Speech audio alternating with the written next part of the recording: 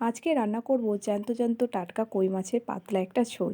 আর এই মাছগুলো কোথা থেকে পেলাম বা কোথা থেকে আসলো সেই গল্পটা আমি তোমাদের সাথে শেয়ার করছি। আর তোমরা কিন্তু রান্নাটা অবশ্যই দেখতে থাকো আর গল্পটাও শুনতে থাকো।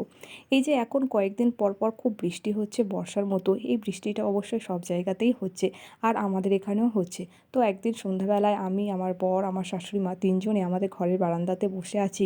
দেখছি যে আমাদের একদম ঘরের বারান্দার যে পোট আছে সেই পোটে একটা জ্যান্ত কই মাছ মানে বেয়ে বেয়ে এসছে। তা আমার বর ফার্স্ট কই মাছটাকে দেখতে পেয়েছে।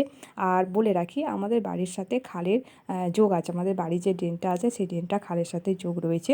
তো সেই খাল থেকেই মাছটা বেয়ে বেয়ে এসছে আর আমার বর দেখতে পেয়েছে। তারপর বর মাছটা ধরেও নিল। তারপর আমি আমার বরকে বললাম যে কই মাছ যখন বাড়ির দাবাতে উঠে চলে এসছে তাহলে নিশ্চয়ই পুকুরের ধারে গেলে কই মাছ দেখতে পাওয়া যাবে।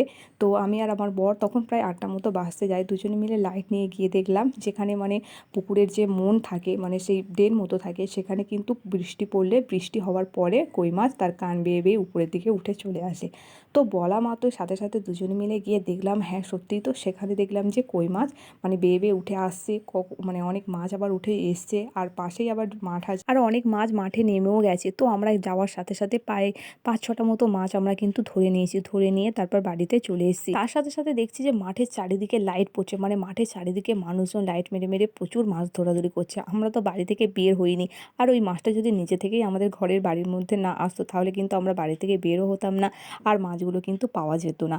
আর বন্ধুরা, মাছগুলো তো রান্না করেছি এই যে পাতলা করে ঝোল দিয়ে, মানে ঝোল রান্না করছি কাঁচা লঙ্কা দিয়ে, যেহেতু জ্যান্ত মাছে কোনো রকম গুঁড়ো লঙ্কা আমরা ইউজ করব না, গুঁড়ো লঙ্কা না দেওয়াই ভালো, কাঁচা লঙ্কা দিয়ে মাছগুলো রান্না করছি। আর বন্ধুরা, মাছগুলোতে ডিম রয়েছে আর ডিম থাকা সত্ত্বেও মাছগুলো বন্ধুরা এত টেস্টি, মানে এত টেস্ট। আমি কই মাছ কিন্তু আগে একদমই খেতে ভালোবাসতাম না, এখন একটু আধা খাই। আর মাছগুলো সত্যিই বন্ধুরা এত টেস্ট, অন্যান্য যত দামি দামি মাছ কেনো না কিন্তু আমার মনে হয় না এই কই মাছের মতো টেস্ট কিন্তু সেই মাছে পাওয়া যাবে। তো তোমরা গল্পটা শুনেও নি।